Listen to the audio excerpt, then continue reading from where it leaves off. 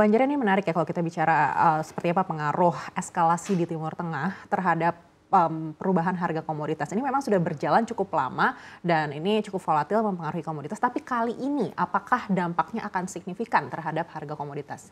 Iya, kalau kita mengacu kepada ketegangan yang ada di Timur Tengah, sebetulnya kan ini sudah mulai dari Oktober ya, semenjak apa yang terjadi antara ya Iran dan Israel itu sendiri, Hamas dan Israel itu sendiri, dan melebar dengan proksi dari Iran itu baik di Lebanon maupun di Iran itu sendiri.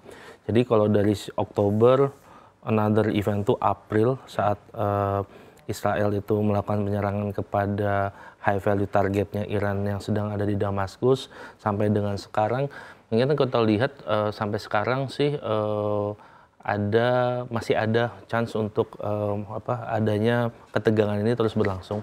Kekhawatiran pasar sebetulnya adalah meluasnya ketegangan tersebut dari yang sebelumnya hanya 2 negara, 3 negara sampai ke regional. Memang sikap yang diambil misalnya Saudi Arabia dan Jordania yang memilih untuk tidak ikut dan tidak memfasilitasi proses penyelesaian dari konflik itu sendiri, membuat sebetulnya kita masih bisa menganggap bahwa tren dari ketegangan ini masih dalam kondisi yang sama. Tapi tetap mengacu kepada sekarang, sebetulnya konteksnya itu dunia ini masih dalam proses untuk kembali kepada tadi growth cycle-nya, di mana setelah pandemi dengan suku bunga yang tinggi, sebetulnya semua mata itu sangat melihat dengan apa yang dilakukan dengan Amerika. Kita juga melihat juga di Senin kemarin bagaimana global margin call yang terjadi di Jepang saat Jepang mengadjust suku bunganya untuk memastikan yen itu bisa tetap berdiri tegak saat menghadapi tekanan dolar. Ini yang membuat menambah proporsi dari normalisasi yang terjadi. Jadi kalau sikapnya sebetulnya market melihat ketidakpastian itu masih ada, tapi sekarang kalau kita mengukur sebetulnya kalau ini konfliknya masih seperti sekarang, tidak meluas, kita tidak perlu khawatir, karena dalam skenario yang kami buat paling besar sebenarnya kenaikannya itu sekitar 10% dari posisi sekarang di 76 US dollar harga Brent. Kita bikin simulasi kalau misalnya ada 2 konflik itu sampai 86 itu mungkin. Memang yang ditakutkan apabila konflik itu melebar jadi multi-region, itu bisa push sampai lebih dari 100. Tadi saya sampaikan juga Selat Hormuz itu adalah jalur distribusi dari minyak itu sendiri, sekitar 10 dan belasan persen ini karena moving terus. Tapi dalam konteks yang lain, memang untuk pergerakan minyak itu sendiri, supply kontrol yang dilakukan Saudi misalnya, itu juga berakibat kepada volatilitas dari harga minyak. Tapi tadi kalau memang sampai dia bergeser ketegangannya untuk menjadi sebuah ketegangan regional, itu yang sangat tidak diinginkan. Nah, dalam konteks lain memang untuk kasus Indonesia dan banyak negara di dunia di dalam kompleksitas sekarang menghadapi tadi tekanan inflasi, imported inflation misalnya, negara kita sebenarnya dalam kondisi yang relatif lebih baik ya, karena tadi selama pandemi pemerintah mampu mengelola fiskal dengan baik untuk memastikan kita tidak terjebak dalam jurang hutang yang terlalu tinggi. Kita sudah melihat apa yang terjadi di Bangladesh, kita sudah melihat apa yang terjadi di Sri Lanka. Jadi isu terkait dengan stability sangat penting sebetulnya dalam kacamata sekarang ini, dalam kacamata recovery, dalam kacamata mendorong pertumbuhan, mencari momentum untuk mendorong pertumbuhan itu untuk mencapai dengan tujuan kita misalnya di 2045. Memang tadi kalau misalnya kita balik lagi, kalau misalnya tadi konflik ini bisa sampai meluas ke tingkat regional, dan seperti yang kami lihat bahwa komoditi seperti minyak bisa melebihi 100 US dollar, ini akan terdampak ke APBN, karena APBN itu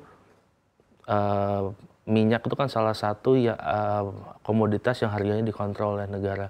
Dan di saat ada gap harga antara harga pasar dan harga yang dijual, subsidi itu diberikan. Kalau kami melihat misalnya dari rancangan APBN 2024, alokasi subsidi itu kan sudah 28 triliun.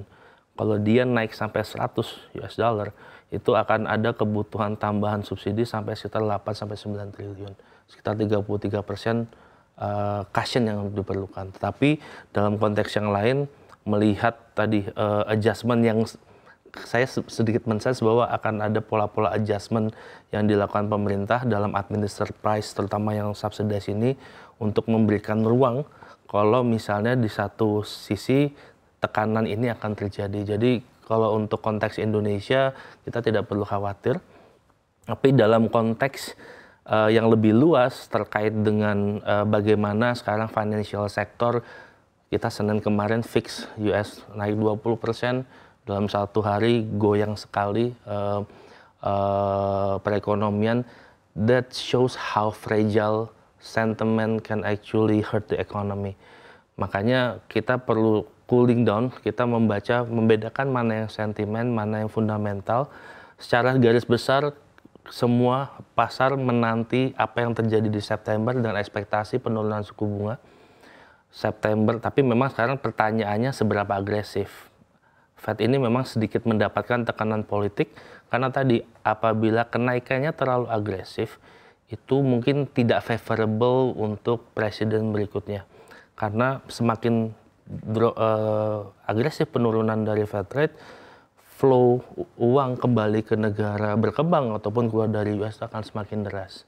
Buat kita Indonesia semakin agresif, semakin baik. Berarti likuiditas yang bisa masuk ke pasar keuangan dalam negeri, baik ke fixed income maupun ke equity market, itu jelas-jelas akan membantu rupiah kita menjadi lebih kuat ya. Karena mau tidak mau akan ada demand rupiah di situ. Jadi memang semua sangat menanti September. Tapi di tengah-tengah proses kita menanti keputusan terkait dengan apakah dia memilih untuk strategi soft landing atau hard landing. Ketidakpastian seperti ketegangan yang terjadi di Timur Tengah membuat fokus kita kepecah gitu. Karena kita juga harus ingat bahwa di Amerika ini masih menanti pemilu, hasil dari pemilu.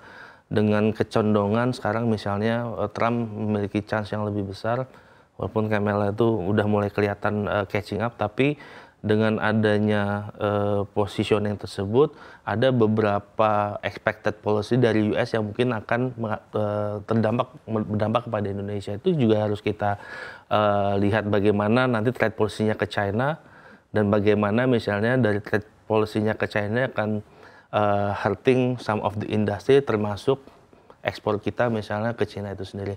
Jadi kita harus melihatnya dalam kerangka yang lebih luas. Dalam konteks ini commodity rally mungkin akan terjadi dalam waktu yang sangat pendek. Tapi jangan lupa dari pandemi sampai dengan sekarang, memang saat di awal pandemi kan Brent sempat menyentuh $20. Tapi kita sudah melihat trennya quite stable antara 76 sampai 82 harganya itu. Dan kalau lihat year to date, year on year, month to month negatif semua untuk minyak. Jadi konteks itu dalam kondisi sekarang trennya masih mengarah ke sana, tapi kita tetap harus waspada karena tadi untuk negara seperti Indonesia yang net import minyak, mau tidak mau ini akan mempengaruhi keberlangsungan dari program pemerintah, fiskal, dan tadi mungkin juga budget defisit.